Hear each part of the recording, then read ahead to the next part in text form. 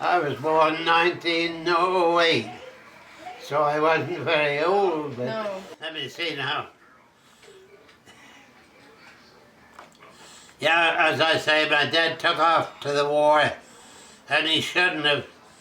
My mother was dying with a disease at that time, but I don't know what boy made he was 31 years old when he went and ran off, joined the army, and he left my mother and 4 sisters and a young brother of 5. Well, during I was waiting to see what the British government was going to do, sat there, and finally this 5-year-old boy died. Some disease that was caused by the war, skin disease, I don't know what it be. He died at 5, and then I found my mother had died, but they wouldn't let me go and see her. I just knew her by life. I just seen her after my dad took off, left myself, my mother and 4 sisters, and this young brother. I landed up in 1916, I was 8 years old, and all there was myself left. The rest all disappeared. As I say, things were so bad them days. Them Germans, they didn't care who they killed or who they didn't. So most of them in England at that time they thought they'd better get going. So they took off and scattered all over England. That's my 4 sisters. There were 6 of us, what they called siblings, left. There was my 4 sisters, myself, and this young brother. Well, I seen him die. I stood alongside his bed or whatever for 4 days. And all he had on was a long nightgown that people wear white. Laid in a box of some kind, I don't know what kind of a box it was, but no, them days, at least particularly at that particular place, there was an undertaker, but he had no place to put people. He'd come to your house and fix you up. Then he had a team of light horses in a wagon, and it's something like, it wasn't even a coffin, it was just a big round thing to put the body in. But, well, I seen that lad die, and I saw my mother die. And I'll tell you, they wouldn't go and let me see her after she was laid out, because as I say, they didn't have any funeral homes in them days. That guy used to come and fix them up in the house, and then he'd leave you there till he come and take you to the cemetery. And I saw my mother dying a little each day. In fact, I only saw her for about 2 days the most. And I saw what they buried the people in them days. And they wouldn't let me go and see my mother after she died, because I saw her a few minutes a day, as you see in that book. You see, you wouldn't believe it, but as I say, no funeral home, so he come along and he had a buck. Now, you know these here boxes where they still have a wire with a slat, hold oranges and stuff like that. That's what they buried my mother in.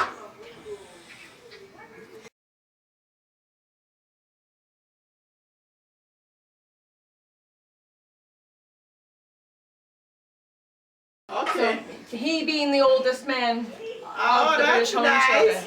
Children. So He's a good guy. Hi, Walter. I You got very good company. memory too. He had a very good memory. all right, Yes. that's great. No, we're lucky. So, what was Barnardo's home like when you were little? What was that like?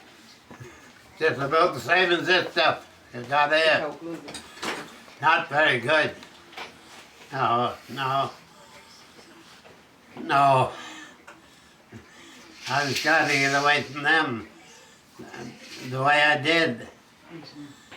But Thank you. as I say, I was alone there. I saw some of that First World War that started in 1914. But then when they found out my sisters and I were living alone, they said we better find someplace. So they found this Barnardo home, and they took my sisters away and left me there by myself. And when did you come to Canada? When did I come to Canada? I came to Canada, figured out when I was 13. Now, the British government said to us, kid, we'll try and find a foster home for you, but if we can't, we'll have to put you in another home by yourself. So I was left with my 5 sisters, 4. But anyway, the war started to go so fast because the British government, they were all upset about the way, so they had to do the best they could. So they said, we'll try and find foster homes for you. If not, we'll have to send you to Barnardo. Well, then we got in the Barnardo home. Well, then they found, as I say, they found a home for my sisters, women's. They come and took them and left me alone. Standing right there at 8 years old, all by myself.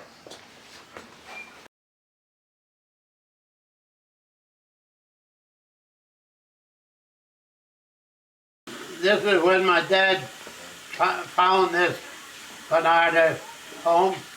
Well, when we went in there, the first thing they do is take a picture of your family. That's how I got it. This is my sisters and myself. There I am at 8 years old. And the only sisters I found after they took them away from home was this one right here, the 1-year-old. And it took me 60 years to find her. Yeah. Well, she died. And these others, I never saw these others from the time they took the pictures, but I never saw them again. Never saw them again. No, you know, I often thought today, my 4 sisters, I don't know whether anyone got married or not. If they did, the kids never tried to find me or anything for her. Not one of them. Never saw them. Only this one. So, I've had a pretty rough life, but as I say, God followed me. He found me standing alone at 6 years old. But as I don't know how religious you people are, it doesn't matter. As long as you believe in God above. And that's why I'm here today. And every time I get up in the morning, that's the first thing I say to myself and to God, you give me a life today. And I say, well, God, this is the most precious gift. It's a God's given gift. That's why I'm right here. What? And that's been going on since 8 years old. So they said, we got to find you a home someplace. So they said to me, Are you willing to leave your own country to go to another country? Good news. Well, that took some thinking. I said, well, it means the future, well, I'll go to Canada. They give me two places, Canada or Australia. So I said to them, no, I've got to think here. Yes, please. How far is it to Australia? They said to me, well, it would take 5 days on a boat. Is this over here? One of them steamers. The first one. Passenger, On the you know. On the inside, yeah. So I started, I thought, 5 days on the I water, want to know how you charge it on from a here. boat. No. You I see got- nothing I got but it from the back. I'm water gonna turn it around. Yeah. and water and what else? Just like being in a bird cage full of water. So Oh, 5 weeks, I thought, oh my God, yeah, put it in. that must be the end of the rainbow. Keep them in this way. How far to Canada? They said 5.5 days. Well, that's it. So they give me a good recommendation, I guess, to someplace, but it only took 5.5 days to come to Canada. So that's why I'm here today.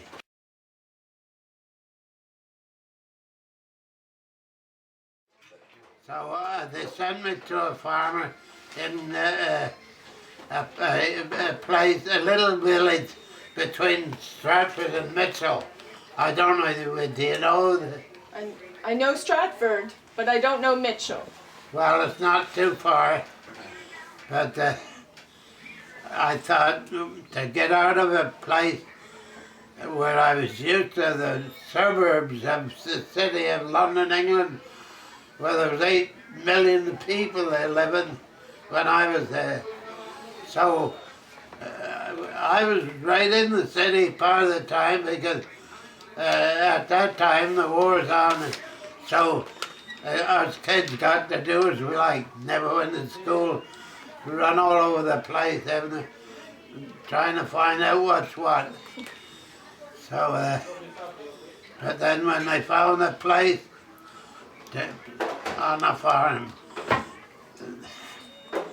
man, I told you, well, to come from the city of London with 8 million people, to come into Canada and then sent out to a farm. I looked, I thought, where am I? From the city of London, I run all over the place and I went to school. The army was too busy looking after the... So here I landed at this farm. And I looked around and I said, Lord God, where am I? And were they good people? What was the farmer like? Very good. That's one thing God did give me a good start. They were a middle-aged couple, around 30 or 40 when I got there, and they used me fine. They'd only been married a couple of years, and the misfortune I had, they had somebody, a youngster, and he died on them. So that wasn't good reading for me. But anyway, yes, I will say they were real good to me, as good as my people could be. I was with him for altogether about 9.5 years. Wow. Yes. And it got to be like my Canada home. 9.5 years. Do I look old enough to be 104? Just when I hit the 104. Wow. And you know, them two sons never knew I was a home boy. I was ashamed to tell them. Were you? Yes. But when they found out, Aw. so small. But they realize it now. Yeah. Yeah. I told him the way my life had been and everything. I was ashamed to say I was an orphan boy from Canada, from England. But they just got. Oh yes, I get my moments when tears come, you know. That's human. Yeah. So here I am, a God's given gift. And I don't want to forget that.